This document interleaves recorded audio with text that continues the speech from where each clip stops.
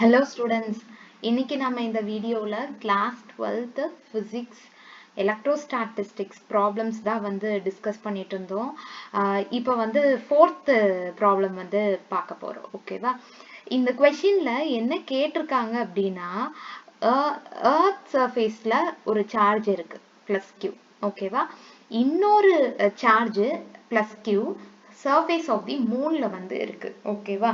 இப்ப என்ன கேக்குறாங்க அப்படின்னா calculate the value of charge q required to balance the gravitational attraction between earth and moon. earthல ஒரு charge இருக்கு, மூன்ல ஒரு சார்ஜ் இருக்கு. ஓகேவா? earth surface and moon surfaceல வந்து சார்ஜஸ் வந்து இருக்கு. ஸோ இந்த சார்ஜுக்கு வந்து வேல்யூ எவ்வளோ இருந்தா இந்த கிராவிடேஷனல் அட்ராக்ஷனை வந்து பேலன்ஸ் பண்ண முடியும். ஓகேவா? சரி, இது ஃபர்ஸ்ட் கொஸ்டின். செகண்ட் கொஸ்டின் என்ன கேக்குறாங்க அப்படின்னா, மூணுக்கும் எர்த்துக்கும் இருக்கக்கூடிய டிஸ்டன்ஸை பாதியா நான் குறைக்கும் போது எனக்கு சார்ஜினோட வேல்யூ என்னவா இருக்கும். ஓகேவா? இதுதான் செகண்ட் கொஸ்டின். ஓகேவா? சரி, இப்ப நம்ம ஃபர்ஸ்ட் கிராவிடேஷனல் ஃபோர்ஸ் அப்படின்னு கேக்குறாங்க. ஓகேவா? அதுக்கு ஃபார்முலா எழுதிக்கலாமா? ஸோ கிராவிடேஷனல் ஃபோர்ஸ், ஓகேவா, capital G gravitational constant. ஓகேவா? next mass of earth, mass of moon divided by distance between them. ஓகேவா? சரி, இது gravitational attraction force. ஓகேவா? if in case இங்க first என்ன கேக்குறாங்க அப்படின்னா, எனக்கு சார்ஜ் தானே கேக்குறாங்க. சார்ஜ் வந்து எங்க வந்து இருக்கும்? எலக்ட்ரோஸ்டாட்டிக் ஃபோர்ஸ்ல தானே வந்து இருக்கும். ஸோ எலக்ட்ரோஸ்டாட்டிக் ஃபோர்ஸ்க்கான ஈக்குவேஷனையும் எழுதிக்கலாம். So K into charge on the moon and charge on the earth surface. ஓகேவா? moon and earth surface இது ரெண்டத்தையும் நம்ம வந்து இங்க போட்டுக்கலாம். ஓகேவா? ரெண்டுமே பிளஸ் q சேம் மேக்னிடியூட் அப்படிங்கிறதுனால எனக்கு நான் q ஸ்கொயர்னு நான் போட்டுக்கிறேன். ஓகேவா? 1 by k divided by r square. ஓகேவா? இப்ப k வுக்கு வேல்யூ உங்களுக்கே தெரியும், 1 by 4 pi epsilon naught into இங்க q square divided by r square. இந்த ரெண்டு ஈக்குவேஷனையும் நாம பேலன்ஸ் பண்ணணும். ஓகேவா? அதாவது ஈக்குவல் பண்ணணும். ஈக்குவல் பண்ணும்போது உங்களுக்கு கிராவிடேஷனல் கான்ஸ்டன்ட் தெரியும், மாஸ் ஆஃப் தி எர்த் தெரியும், மாஸ் ஆஃப் தி மூன் வந்து தெரியும். ஓகேவா? டிஸ்டன்ஸ் பிட்வீன் தெம்மும் வந்து தெரியும். ஓகேவா?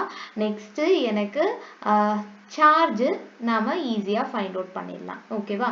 சரி, இப்ப ஈக்குவல் பண்ணலாமா?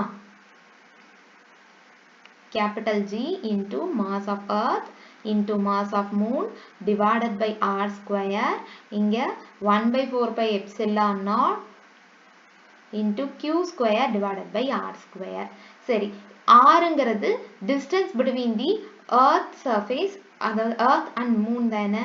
இங்கேயும் அதே வேல்யூ தான், இங்கேயும் அதே வேல்யூ தான். ஸோ r square கேன்சல் ஆகும்.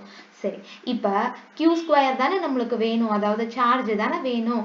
So g into mass of earth into mass of moon, இதனோட வேல்யூ டோட்டலாவே நம்மளுக்கு 9 into 10 to the power of 9 தானே. அது டினாமினேட்டர்ல நம்ம எழுதிக்கலாம். ஓகேவா? சரி, 9 into 10 to the power of 9. ஓகேவா? சரி, இப்ப இது தேவையில்லை. நெக்ஸ்ட், இப்ப q ஸ்கொயர் தானே வந்து இருக்கு. நம்மளுக்கு தேவை q naught value. So q equal to root of capital G into mass of earth into mass of moon divided by k naught value 9 into 10 to the power of 9. இப்ப பாருங்க, இங்க இந்த qன்னு இருக்கு. ஸோ இந்த ஈக்குவேஷன்ல ரேடியஸ் டிஸ்டன்ஸ் வேல்யூ ஏதாச்சும் இருக்கா? இல்லை. So இதுல இருந்தே நம்மளுக்கு செகண்ட் கொஸ்டினுக்கான ஆன்சர் தெரிஞ்சிருச்சு. So distance between the moon and earth is half. ஓகேவா? டிஸ்டன்ஸை ஹாஃபா பண்ணா எனக்கு q நோட வேல்யூ என்னன்னு கேக்குறாங்க. ஓகேவா? ஸோ நான் இங்க செகண்ட் questionக்கான ஆன்சர் எழுதிடுறேன். Q is independent of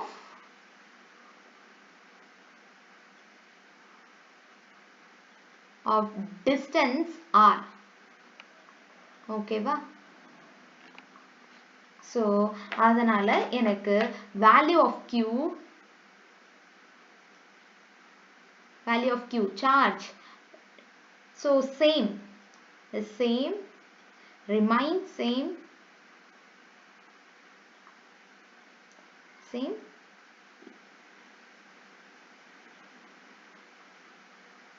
even distance change பண்ணாலும்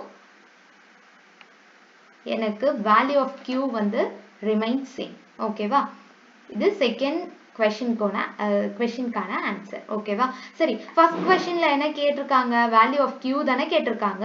அதை நாம கண்டுபிடிச்சிடலாம். சரி, G னோட வேல்யூ நம்மளுக்கு என்ன? G gravitational constant. so 6.67 into 10 to the power of minus 11.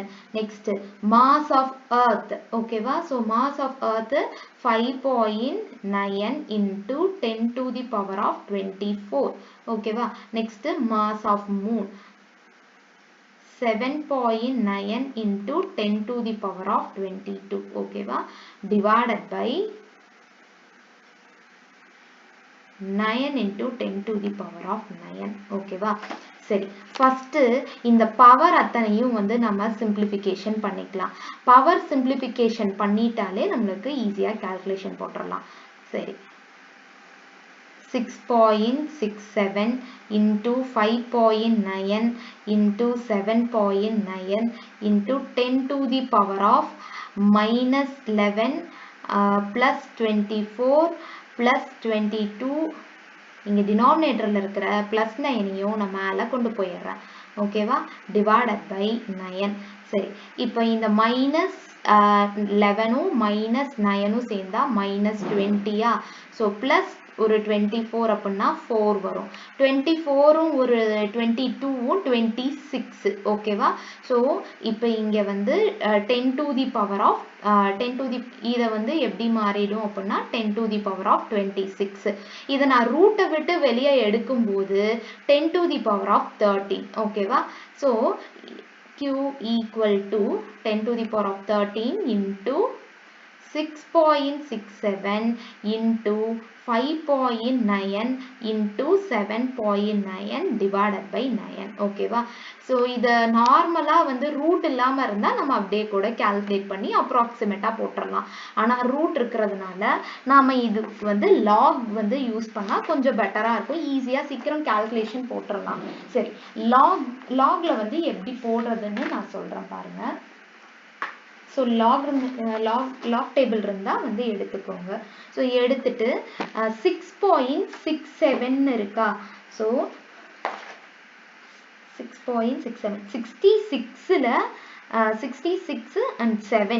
so இது ரெண்டும் மீட் ஆகிற இடம்னு பார்த்தா நம்மளுக்கு பாயிண்ட் வச்சு தான் நம்ம வேல்யூ எழுதிக்கணும். 8241. ஓகேவா? 6.67க்கு நெக்ஸ்ட் 5.9. 5.9னா 59ல வந்து வேல்யூ பார்க்கணும். 59ல 0ல வந்து பாருங்க. ஸோ பார்த்தா 0.7709. ஓகேவா? அடுத்தது 7.9. ஸோ 0.8976. ஓகேவா? இது எல்லாத்தையும் நாம ஆட் பண்ணணும்.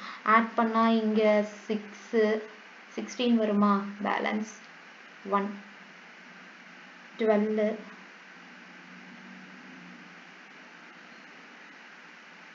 ஸோ இது எல்லாத்தையும் நான் சிம்பிளிஃபை பண்ணிட்டு போட்டிருக்கேன். ஓகேவா? சரி, இதுக்கு நாம லாக் கண்டுபிடிச்சாச்சு. டினாமினேட்டர்ல ஒரு நம்பர் இருக்குல்ல 9.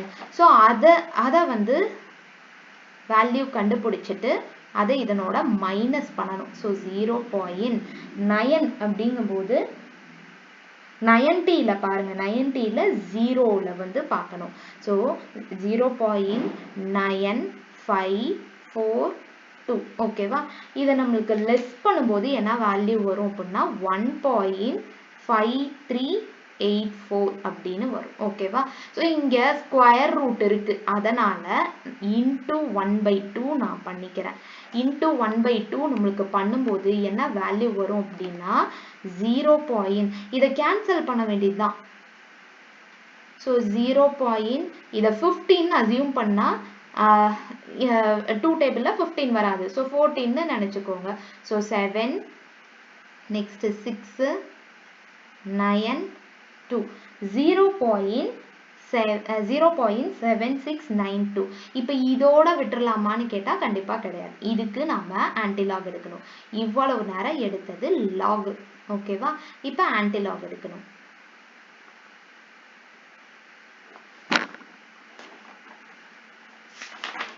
இப்போ ஆன்டிலாக் டேபிள் எடுத்துக்கோங்க.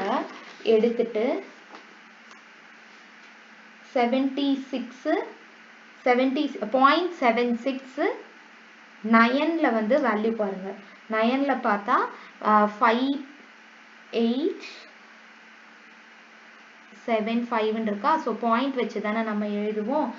5875 பேலன்ஸ் இங்கே 76ல 9 வந்து பார்க்கணும். ஸோ மீதி இருக்கிறது மீன் டிஃப்ரென்ஸில் பார்க்கணும். ஸோ 2ல வந்து பார்க்கும்போது வேல்யூ வந்து 3 இருக்கு. ஓகேவா? இதை ஆட் பண்ணிக்கணும். ஸோ வேல்யூ வந்து என்ன வருது அப்படின்னா 5.878 இன்டூ இங்கே பக்கத்தில் 10⁻13. ஓகேவா? ஸோ சார்ஜுங்கிறதுனால கூலும். ஓகேவா? ஸோ அவ்வளோதான் இந்த சம். இந்த சம்மில் ஃபஸ்ட்டு என்ன கேட்டிருந்தாங்க? So earth surface and moon surfaceல charges வந்து இருந்தது. ஸோ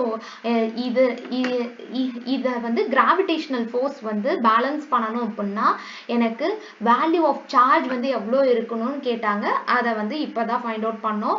ஸோ சார்ஜுக்கும் டிஸ்டன்ஸுக்கும் வந்து எந்த ஒரு ரிலேஷனும் இல்லை. So charges independent of distance அப்படிங்கிறதுனால ஸோ இங்கே வந்து செகண்ட் கொஷனில் வேல்யூ ஆஃப் சார்ஜ் வந்து ரிமைன்ஸ் சேம் ஈவன் எனக்கு டிஸ்டன்ஸ் சேஞ்ச் பண்ணாலுமே. ஓகேவா? ஸோ செகண்ட் கொஷனுக்கு இதுதான் ஆன்சர், ஃபர்ஸ்ட் கொஷனுக்கு இதுதான் ஆன்சர். ஓகேவா? தேங்க்யூ.